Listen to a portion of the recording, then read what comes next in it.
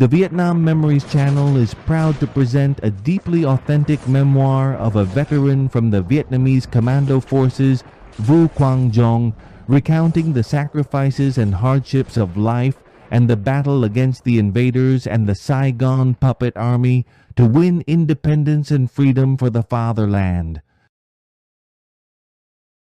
Just a slight suspicion was enough for them to gun someone down on the spot without trial, and they stood ready to use bombs and ammunition of all types to carpet bomb and annihilate entire forests and villages by utilizing this drain the water to catch the fish tactic. The enemy caused us immense hardships, particularly in securing our logistics. Citizens going to the market, working the fields, or tapping rubber trees were all subjected to strict searches upon leaving the strategic hamlets. The enemy set up numerous checkpoints to interrogate and inspect the locals, checking if they were smuggling supplies to the Viet Cong. A lunchbox of rice could not be more than half full. Meat could not exceed 3 pieces. Salt could not be more than a single spoon. Drinks like coffee, cocoa, lemon powder, or orange powder were only allowed in a single serving portion. Cold medicine brought along was limited to 1 dose, and even a small bottle of medicated oil had to be logged into their tracking registry. Anyone caught carrying penicillin antibiotics would be shot dead on the spot immediately. Day after day, the KRO light reconnaissance helicopters scrutinized every single tree, stump, and blade of grass. From the moment dusk fell, the enemy inside the hamlets used heavy machine guns and M79 grenade launchers to fire harassing periodic rounds. At long ranges, the enemy used artillery to zero in on grid coordinates with extreme precision. Anyone on the battlefield had to know how to fear these things. Every supply route from the population to us was heavily scrutinized and blocked by the enemy with absolute vigilance. Yet somehow the folks inside the hamlet still found ways to deliver food, provisions, medicine, clothing fabric, hammock fabric, and nylon sheets to us. In particular, steel wire used to make safety pins for locking mine detonators was never in short supply. And the second extraordinary thing was, without understanding from what source, our underground network managed to transfer a massive number of the enemy's own mine detonator to us. Only later did we learn that the logistics force supplying us included the relatives, officers, and soldiers of the enemy themselves. Lacking explosives, we hunted for the enemy's unexploded bombs and dud artillery shells to saw them open for powder. We used it to craft directional mines, which proved highly effective in fighting the enemy. We searched for the enemy's discarded steel helmets to use as molds for casting our mines. Comrade Hong from Tan Lang had the brilliant initiative of splitting bamboo stalks to weave mine molds, which also worked exceptionally well. In this do-or-die showdown, we could not remain in hiding forever. Our unit's mission was to harass and disrupt, so the enemy used every possible method to cordon off, sweep, and search and destroy us. As for us, fundamentally, we had to preserve our forces. We moved continuously, appearing and disappearing like ghosts, never leaving tracks or permanent bases for the enemy to detect. Above all, we had to be extremely careful with the Swan, Phoenix, and local informants. Once we identified them, our comrades would absolutely eliminate them. The only thing was that we had to be patient, waiting, and choosing the most suitable opportunity. Fortunately, alongside us were our guerrilla comrades. Every single commune had a small team or an entire squad of local guerrillas. Although the methods of communication varied from place to place and direct, open meetings were not easy. As locals, the guerrilla comrades always helped us gather intelligence on the enemy's movements within the area. However, there was one unexplainable thing. Among the guerrilla units, there were even regular army soldiers. Some had transferred to the guerrillas as early as 1965, but the majority did so after the Tet Offensive. It wasn't appropriate for us to ask whether they had been detached on special assignment or not.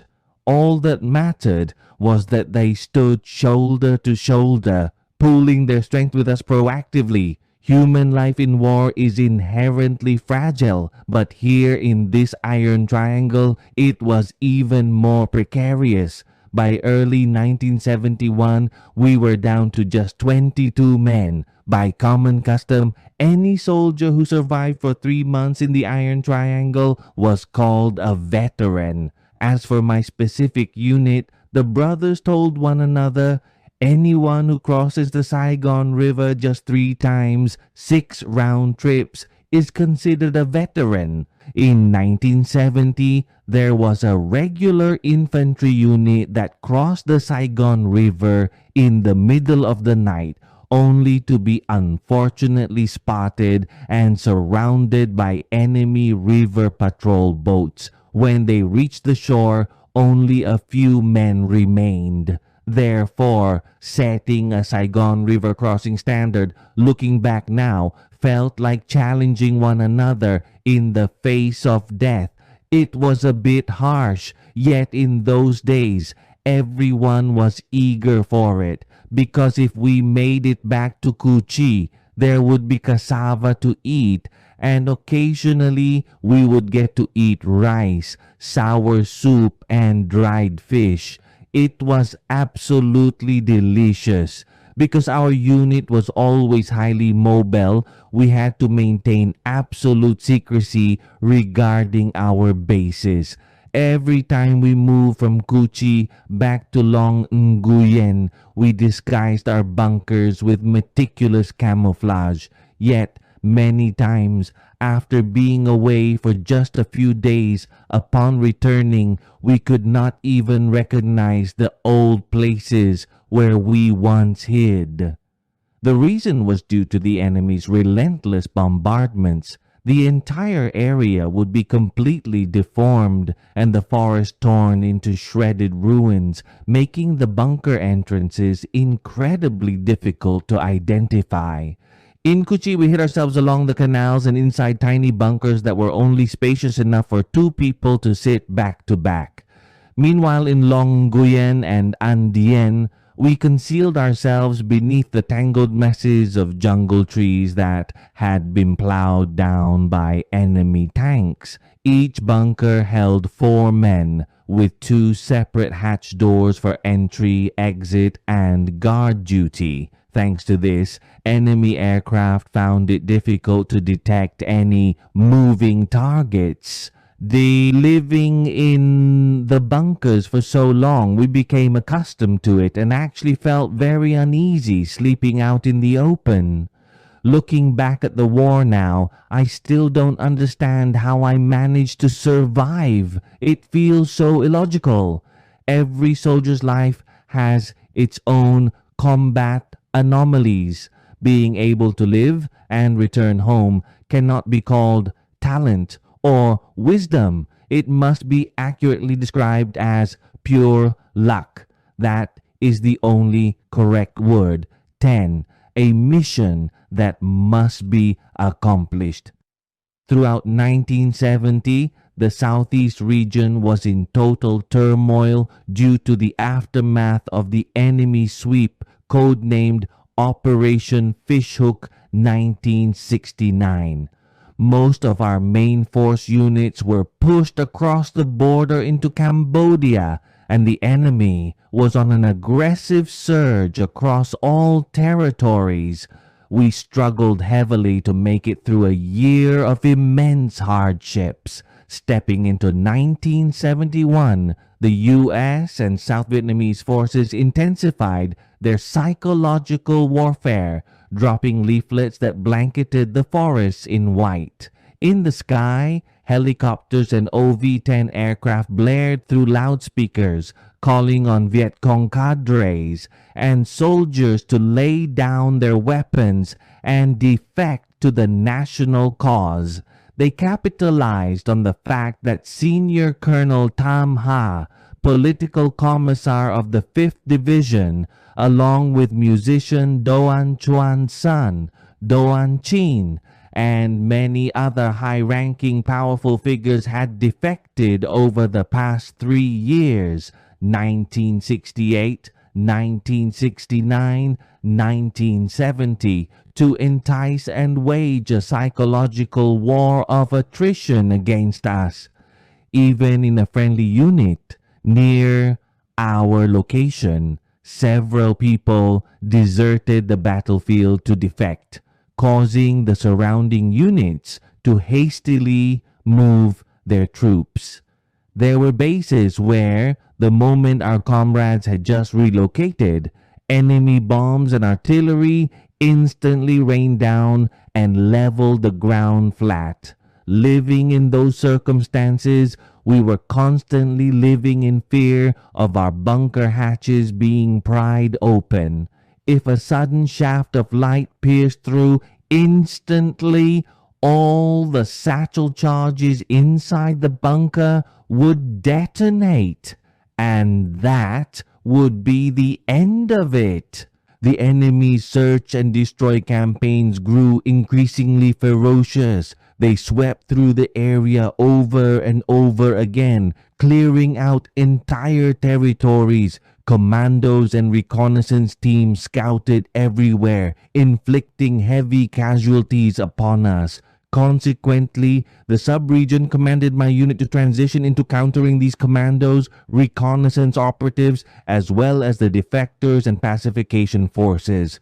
Upon receiving the mission, Mr. Bay, a true local originating from Hoc Mon, deployed the plan immediately. He directly commanded Team 2 and Team 4 to strike the defectors and pacification forces. Meanwhile, my Team 1 and Mr. 2's Team 3 were assigned to specialize in hunting down enemy commandos and reconnaissance teams. If those American and South Vietnamese commandos dared to venture into the north, they would be annihilated instantly. But the South was their home turf. The Americans were guided by the South Vietnamese forces, while the South Vietnamese troops were locals who knew the terrain inside out, from every crossroad to every shortcut. These commandos and reconnaissance teams were exceptionally well trained, physically fit, heavily equipped, incredibly cunning, and backed by lightning-fast fire support.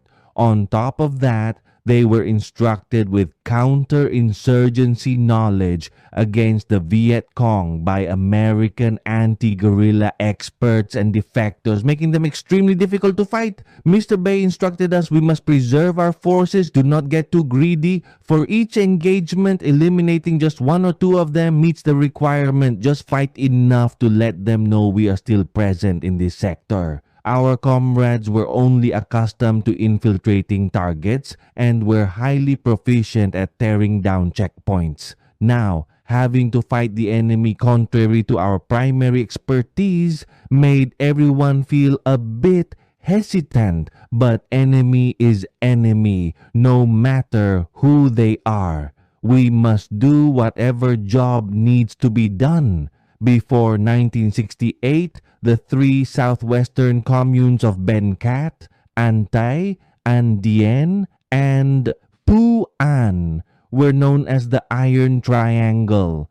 Although these communes occupied a very small territory, the local guerrillas here were famously courageous, having fought battles that left the enemy in total disarray. Infuriated by the guerrilla tactics of these three communes, the enemy carried out total annihilation.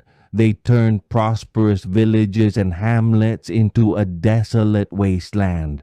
The regions of Long Nguyen, Dao Tieng, and including the southwestern part of Ben Cat were collectively referred to as the Iron Triangle. By mid-1970, the enemy completed constructing checkpoints along Route 13, positioned right in front of the bases at Lai Khe, Rach Bap, Phu Loi, Thu, Dao, Mot, Town, and Ben Cat District, creating a highly secure defensive belt to protect their bases. Day after day, the enemy deployed commando and reconnaissance squads to scout everywhere. They even crept into the jungles and persistently roamed through any area where they suspected the Viet Cong might be.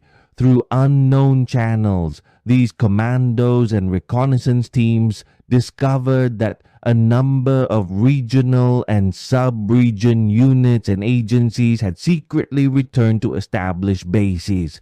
As liaison routes took shape, cadres and military units could move back and forth day and night. Precisely because of this, the enemy intensified their patrols even more.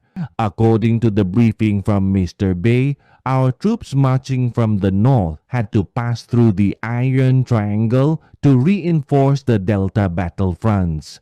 In the Dong Nai, Bien Hoa area, there was the 113th Commando Regiment. In Pu Jiao, Bin Duong, there was the 429th Commando Regiment. Along with them were many other commando units, such as the 114th, 115th, and 116th regiments. According to intelligence received, the enemy also identified this as an extremely important strategic territory, so they concentrated their forces to strike and destroy it. Precisely because of this, our unit also had to be fiercely resolute. Beginning from late 1970, the unit had to transition to executing dual missions, coordinating with local grassroots guerrillas to eliminate tyrants, striking the pacification forces and defectors, and countering commandos and reconnaissance teams. The sub-region commanded prioritized concentrating on fighting commandos and reconnaissance teams. We didn't know how it was elsewhere, but in our sector, the American and South Vietnamese commandos fell into three main categories. 1. The overt commandos, meaning both American and South Vietnamese soldiers wearing camouflage uniforms openly. 2. The disguised operatives. They camouflaged themselves as rubber plantation workers, farmers working the fields. 3. The imposters mimicking our soldiers and guerrillas. Among that group were those who used to be our troops and even traitorous soldiers from the north. After many days of reconnaissance, we discovered a pattern. Whenever the Cu Chi side was being bombarded, the Ben Cat, Long Nguyen region only experienced helicopters and OV-10 aircraft broadcasting psychological warfare, while the artillery just fired aimlessly. The lulls in between occurred at irregular intervals, but the bombs and ammunition noticeably died down. That was precisely when the commandos operated. The Americans deployed troops via helicopters, while the South Vietnamese forces deployed via trucks along Le Xuan Highway. The Americans only roamed around close to the bases where they were stationed, whereas the South Vietnamese troops ventured deep into the jungle. Clashing with the Americans was easier because the American commandos marched according to strict rules. Wherever they went, K-Row helicopters and artillery support followed right along. The Americans occasionally marched at night as well, but from mid-1970 onward, they cut back significantly. Perhaps they had been ambushed by our troops multiple times, suffering heavy casualties, so they grew terrified. Most terrified of their bodies being lost without a trace. But with the South Vietnamese commandos and reconnaissance teams, it was much harder. They disguised themselves as ordinary civilians going to gather honey, chop firewood. They even went so far as to camouflage themselves as the Liberation Army to infiltrate deep into the jungle. The moment they detected a target, they would tail it immediately and then call in aircraft and artillery to annihilate it.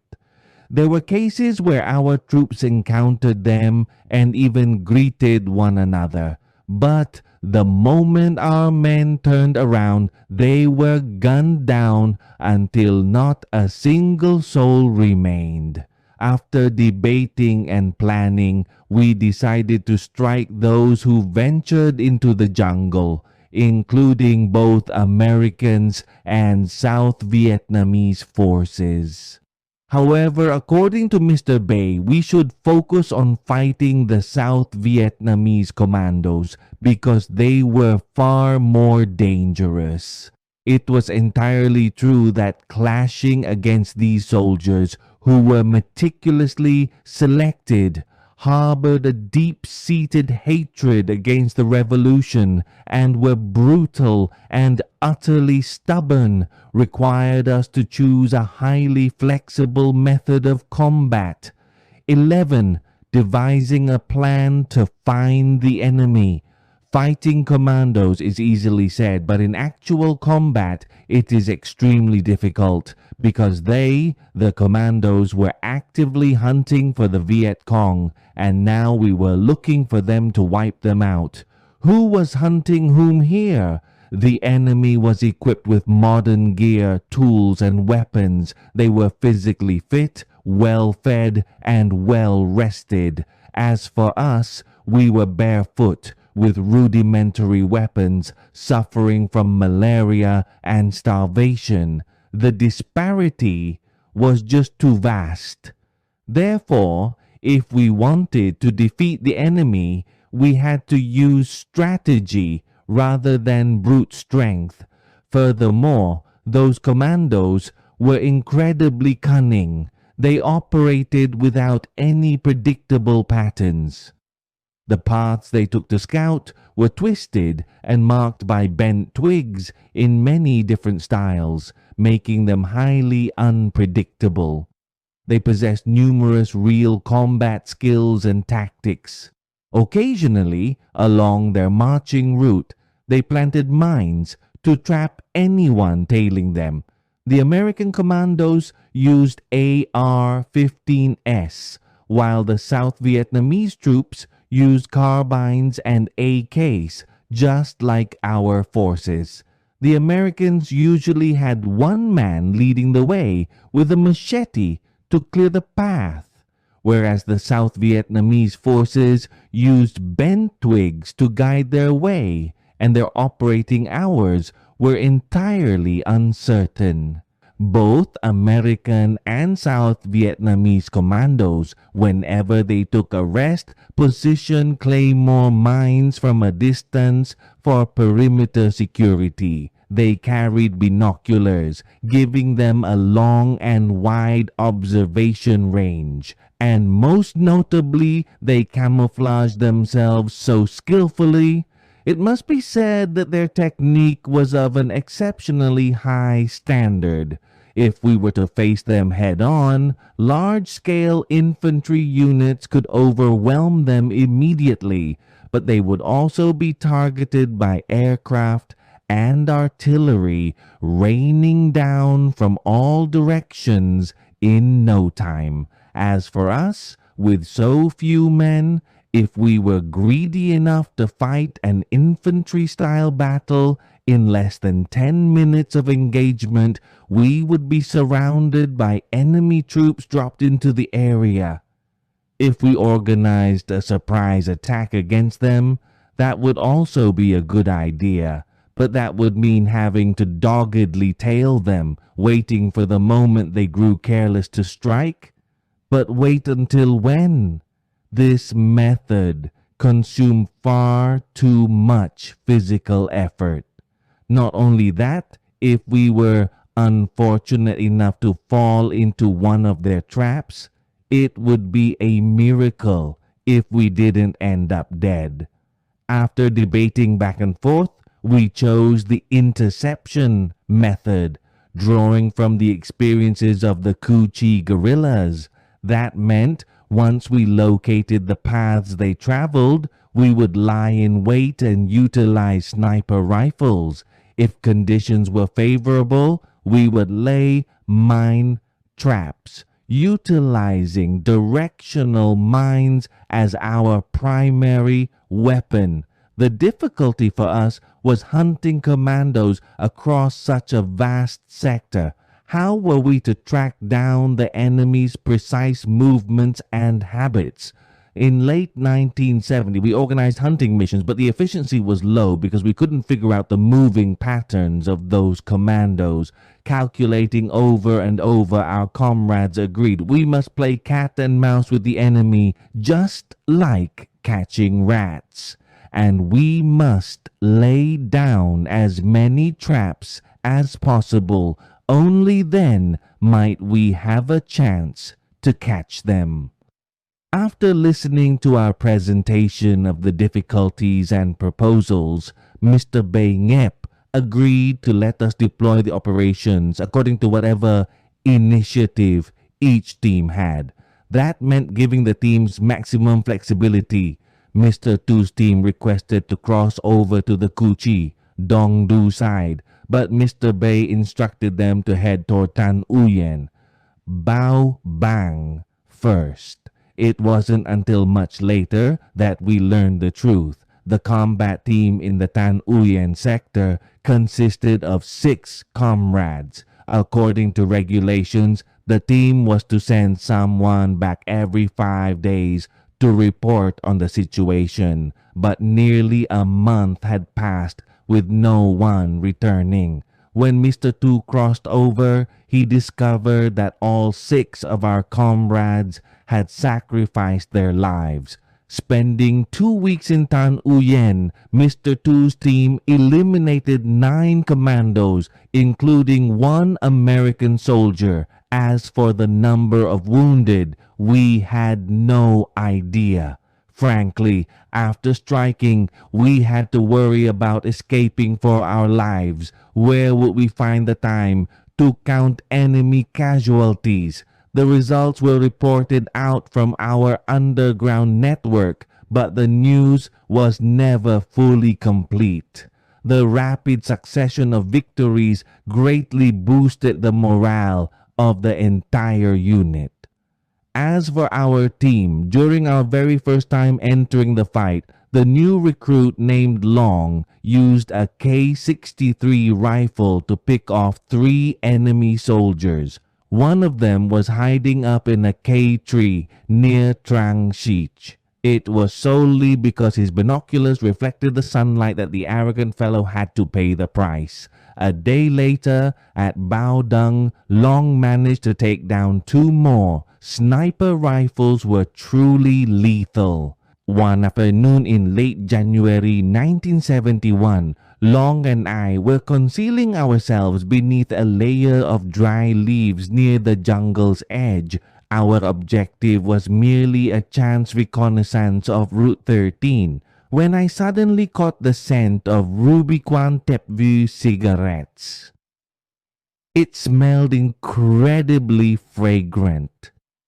Gently raising my head to observe, I startled to see an enemy patrol passing right by our position, only about 15 to 20 meters away. They marched in absolute silence. The last 3 men carried tactical communication radios, and the very last one was smoking. No wonder the fragrant tobacco scent drifted our way. As it turned out, we were lying right next to the Commando's return route without even knowing it. This commando squad was dressed exactly like our liberation troops. About 4 or 5 of them carried AKs. If someone were gullible, upon encountering the lead men, they would undoubtedly mistake them for our own forces. They waded through a ditch to climb up onto Route 13. Perhaps it was a designated rendezvous point, so they halted, then dispersed, some standing, others sitting. With the naked eye, I estimated they were nearly 100 meters away. Long gently raised his rifle, but I hurriedly signaled him to stop. If only Ty were here, a single B-40 rocket would have settled it. But right now, we only possessed 1 AK and 1 sniper rifle. Wasn't it far too reckless? I crawled back to Long's position, signaled to swap weapons, and told the young brother to get out of here fast. Long hesitated, but since it was an order, he was forced to comply. Waiting until Long had crawled completely out of sight, I raised my rifle. The World War II era scope still showed every single enemy soldier with crystal clarity. I spotted the smoking man sitting right next to the one carrying the radio transceiver.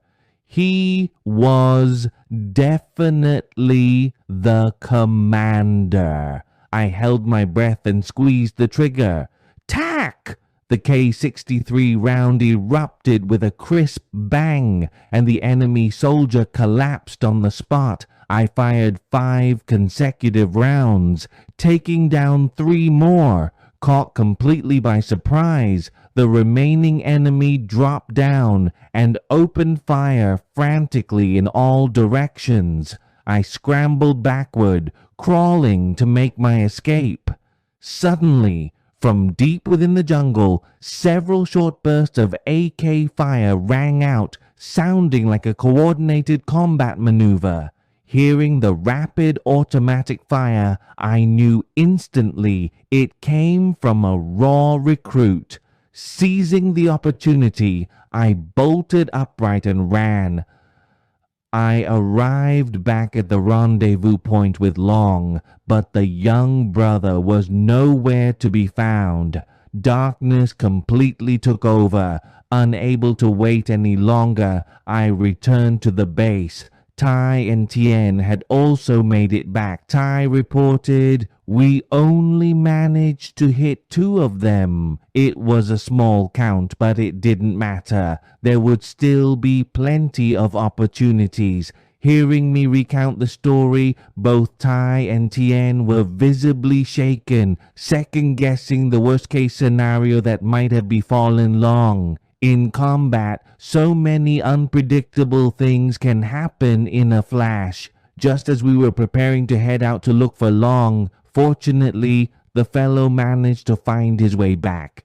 The moment he descended into the bunker, Long grinned from ear to ear.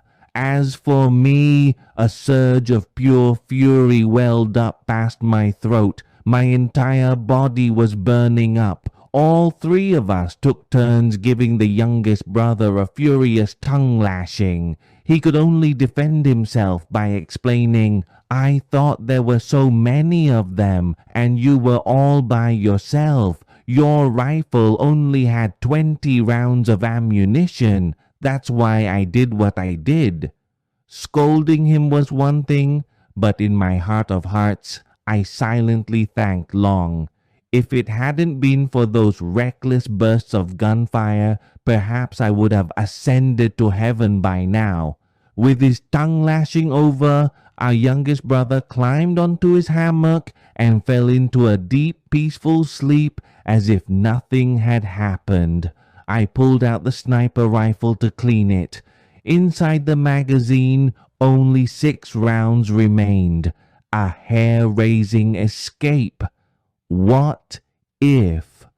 War never possesses the word what if.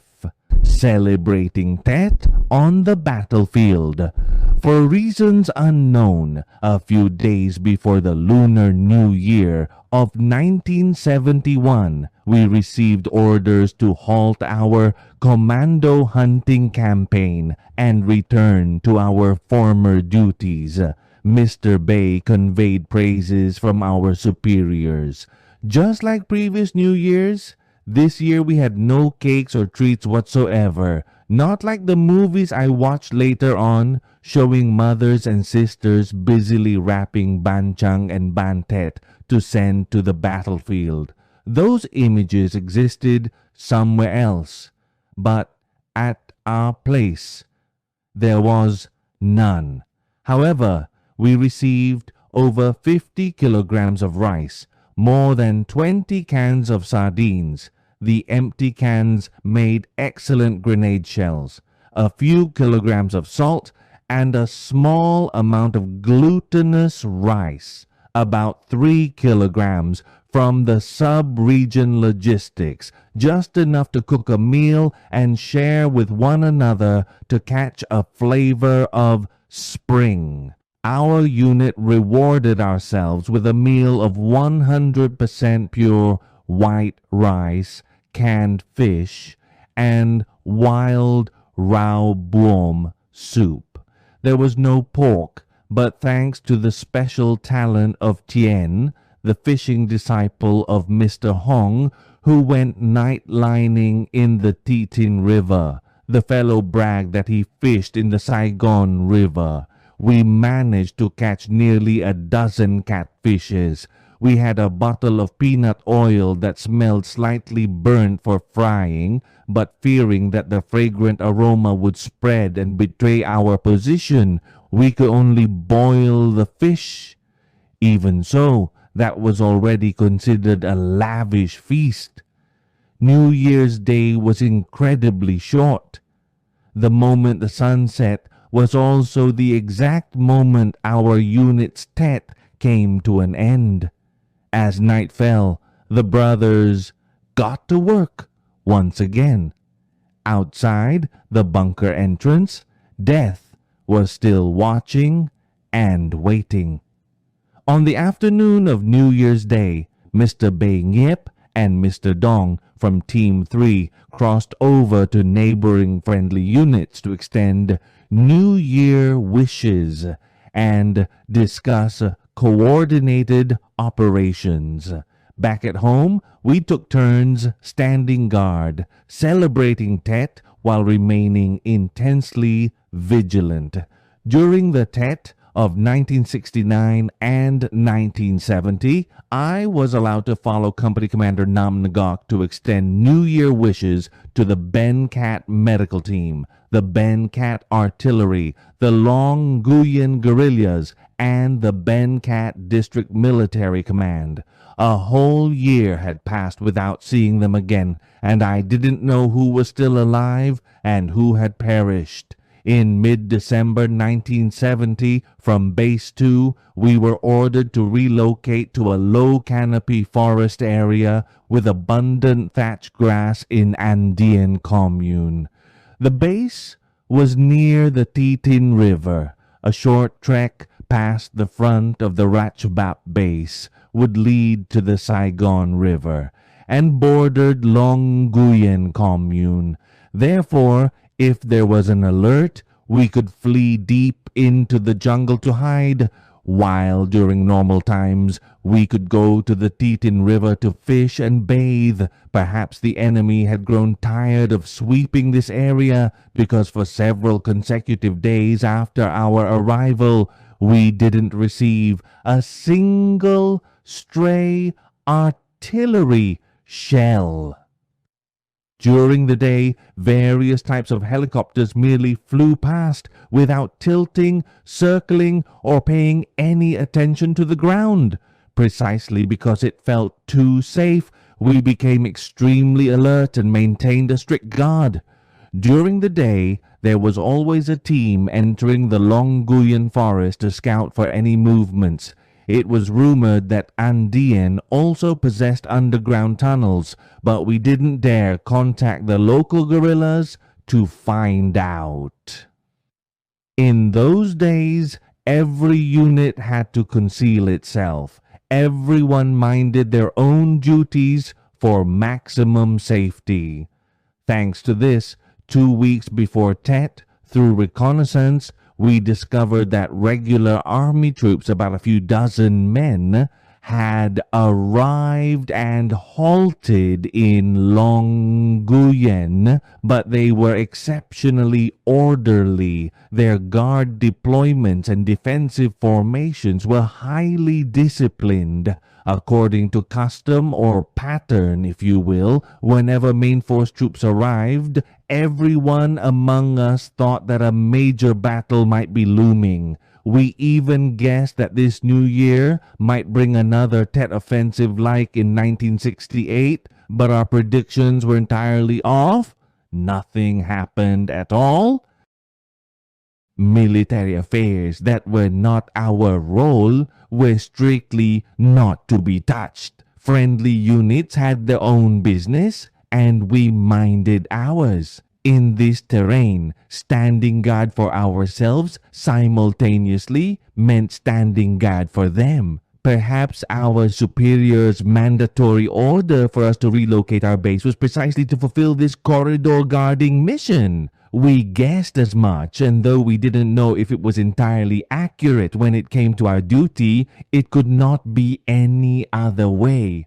Part 3 concludes here. To be continued. This concludes part 2. Thank you so much for your time.